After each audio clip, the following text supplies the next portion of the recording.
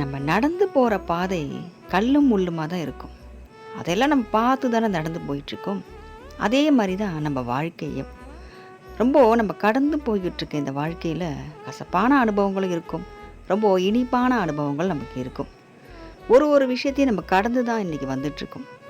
ஒரு இடத்துல வெயிலாக இருக்கும், அதையும் கடந்து தான் வந்துட்டுருக்கோம். நடந்து வந்துகிட்டே இருக்கும்போது ஒரு இடத்துல பெரிய ஒரு மரம், அங்கே நிழல் கிடைக்கும் நமக்கு. அங்கே கொஞ்ச நேரம் நம்ம உட்காந்து இலப்பாரிஞ்சிட்டு போகலாமே சொல்லிட்டு கொஞ்ச நேரம் நம்ம ஓய்வு எடுத்துகிட்டு கூட வர்றது உண்டு.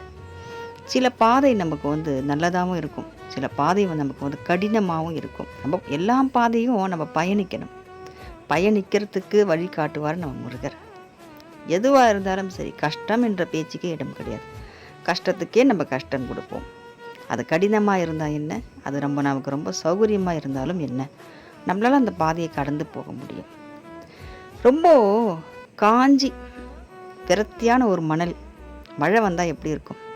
ரொம்ப காஞ்சி போன ஒரு பூமி, அந்த பூமியில் ஒரு மழை வந்தால் எப்படி இருக்கும்? ரொம்ப அற்புதமாக இருக்கும் இல்லையா? அந்த மழையை அவ்வளோ ஆசையாக ஏற்றுக்கும் அந்த பூமி. அது மாதிரி தான் நம்ம வாழ்க்கை இன்றைக்கி ரொம்ப வறண்டு தான் போயிருக்கு.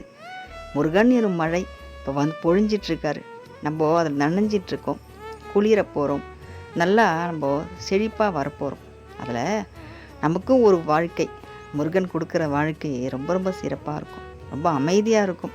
நம்ம மனசுக்கு ஏற்ற மாதிரி நிம்மதியான வாழ்க்கையாக நமக்கு இருக்கும். யாரையும் எதிர்பார்த்து நம்ம வாழவே அவசியம் இல்லை. நம்ம முருகனை மட்டுமே எதிர்பார்த்து வாழ்வோம். முருகர் மட்டுமே நம்ம வாழ்க்கைக்கு எப்பவும் கூட வருவார்.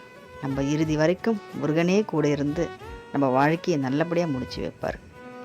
இனி வரும் பிறவிலும் முருகனே நமக்காக காத்துட்ருப்பார். உன்னை நான் காப்பாற்றுவேன் வான்னு சொல்லுவார். அவர் தான் நம்ம செல்ல முருகர். வெற்றிவேல் முருகனுக்கு அரோகரா.